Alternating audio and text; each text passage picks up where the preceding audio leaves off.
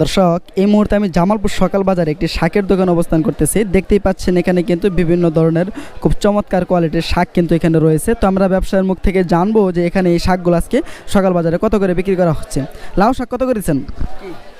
লাউ শাক কত করে বিক্রি করতেছেন? 15 টাকা আটি। 15 টাকা আটি। আটিতে কি পরিমাণ হবে? চারটা করে ডুগা বাঁধা আপনার সব কিছু মিলে মানে হাফ কেজির মতো হবে না? হাফ কেজি হবে যে অনুমানে বোঝা যাচ্ছে।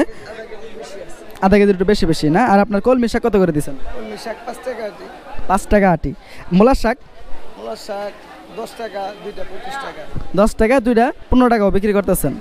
আর আপনার লাল শাক কত করে দিচ্ছেন? লাল শাক 10 টাকা আটি। 10 টাকা না? সাইডে যে কচু দেখতে পাচ্ছি, কচু মনে হয় আপনারই না? কচু আমার। কত করে দিচ্ছেন? কচু 40 টাকা। 40 টাকা না? তো দর্শক জানতে পারলেন যে এখানে শাক কত করে আজকে এই সকাল বাজারে বিক্রি করা হচ্ছে। দাম তাহলে কম হবে না? সবগুলা একদম ফিক্সড দাম না?